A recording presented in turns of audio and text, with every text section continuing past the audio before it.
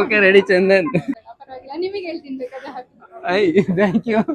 ತಮ್ಗೆ happy Deepavali. Thank you, same to ನಿಮಗೂ. Okay, ಮತ್ತೆ ನೀವು ಈ ವರ್ಷದ ದೀಪಾವಳಿನ ಹೇಗೆ ಆಚರಿಸ್ತಿದ್ದೀರಾ? ದೀಪಾವಳಿ ಹಬ್ಬ ಇವತ್ತಿಂದ ಸ್ಟಾರ್ಟ್ ಆಗಿದೆ. ನಾವು ಪ್ರತಿದಿನ ದೀಪ ಹಚ್ಚೋದು, ಪಟಾಕಿ ಹೊಡೆಯೋದು, ನಮ್ಮ ಮನೇಲೆಲ್ಲ ಸೆಲೆಬ್ರೇಟ್ ಮಾಡ್ತೀವಿ. ಪಟಾಕಿ ಹಚ್ತೀರಾ ಅಥವಾ ದೀಪ ಎನ್ವೈರನ್ಮೆಂಟ್ ನ ಪೊಲ್ಯೂಷನ್ ಮಾಡ್ತೀರಾ ಅಥವಾ ದೀಪಗಳು ಹಚ್ಚಿ ಖುಷಿಯಿಂದ ಹೆಂಗ್ ಮಾಡ್ತೀರಾ? ದೀಪನೂ ಹಚ್ತೀವಿ, ಪಟಾಕಿನೂ ಹೊಡಿತೀವಿ. ಅಂದ್ರೆ ಹಬ್ಬ ಇರೋದ್ರಿಂದ ಆಕ್ಚುಲಿ ಹೊಡಿತೀವಿ.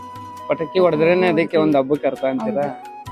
ಬೆಳಗ್ಗೆ ಎದ್ದು ಮನೇಲಿ ದೊಡ್ಡವರು ಇರೋರು ಮನೇಲಿ ಎಲ್ಲ ಹೆಣ್ಮಕ್ಳಿಗೂ ಎಣ್ಣೆ ಹಚ್ಚಿ ಸ್ನಾನ ಮಾಡ್ಕೊಂಡು ಬಂದು ಅವ್ರಿಗೆ ಹೊಸ ಬಟ್ಟೆಗಳನ್ನ ಕೊಟ್ಟು ಹಬ್ಬದ ಎಲ್ಲಾ ತಿಂಡಿ ತಿನಿಸುಗಳನ್ನು ಮಾಡಿ ಎಲ್ಲರೂ ದೊಡ್ಡವರಿಗೆ ನಮಸ್ಕಾರ ಮಾಡಿ ಆಶೀರ್ವಾದ ತಗೋತಾರೆ. ದೇವಸ್ಥಾನಕ್ಕೆ ಹೋಗಿ ಬರ್ತೀವಿ.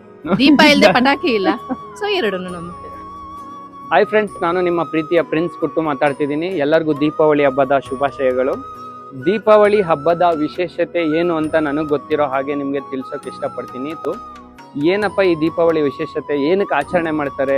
ರಾಮ ರಾವಣನನ್ನ ಸಂಹಾರ ಮಾಡಿ ಲಂಕೆಯಿಂದ ಸೀತೆಯನ್ನ ಅಯೋಧ್ಯೆಗೆ ತಂದಿದ್ದ ಒಂದು ವಿಜಯದ ಸಂಕೇತವಾಗಿ ಈ ದೀಪಾವಳಿ ಹಬ್ಬವನ್ನ ಆಚರಣೆ ಮಾಡ್ತಾರೆ. ಬಹು ಜನರು ಅಂದ್ರೆ ಹಿಂದೂಗಳು ಎಲ್ಲರೂ ಆಚರಣೆ ಮಾಡ್ತಾರೆ. ಇದು ಏನಪ್ಪಾ ಅಂದ್ರೆ, ಈ ದೀಪಾವಳಿನಲ್ಲಿ ನೀವು ಆದಷ್ಟು ಹೆಚ್ಚು ಮಣ್ಣಿನ ದೀಪಗಳನ್ನ ಹಚ್ಚಿ ಖುಷಿಯಿಂದ ಒಳ್ಳೊಳ್ಳೆ ಊಟ ತಿಂಡಿಗಳನ್ನ ತಿಂದು ಹಬ್ಬನ ಆಚರಣೆ ಮಾಡಿ.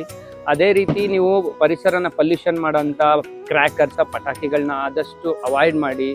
ಸೊ ಯಾಕೆ ಅಂದ್ರೆ ಅದರಿಂದ ಪರಿಸರನೂ ಮಾಲಿನ್ಯ ಆಗುತ್ತೆ, ನಾವು ಸೇವಿಸೋ ಗಾಳಿ ಕೂಡ ಮಾಲಿನ್ಯ ಆಗುತ್ತೆ. ಅಂದ್ರೆ ಹೆಚ್ಚು ಬೀದಿ ನಾಯಿಗಳಿರುತ್ತೆ, ಮನೆ ನಾಯಿಗಳಿರುತ್ತೆ. ಈ ಶಬ್ದದಿಂದ ಒತ್ತಡ ಆಗಿ ದಿಕ್ಕೆ ತೋಚದಂಗೆ ಎಲ್ಲೆಲ್ಲೋ ನಾಯಿಗಳೆಲ್ಲ ಓಡ್ತಿರುತ್ತೆ.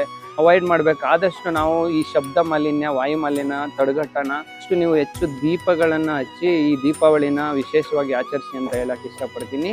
ನಿಮ್ಗೇನು ಅನ್ಸುತ್ತೆ ನೀವು ಕಮೆಂಟ್ ಮಾಡಿ, ಮತ್ತು ಪೇಜ್ನ ತಪ್ಪದೆ ಫಾಲೋ ಮಾಡಿ. Thank you, love you all, bye bye.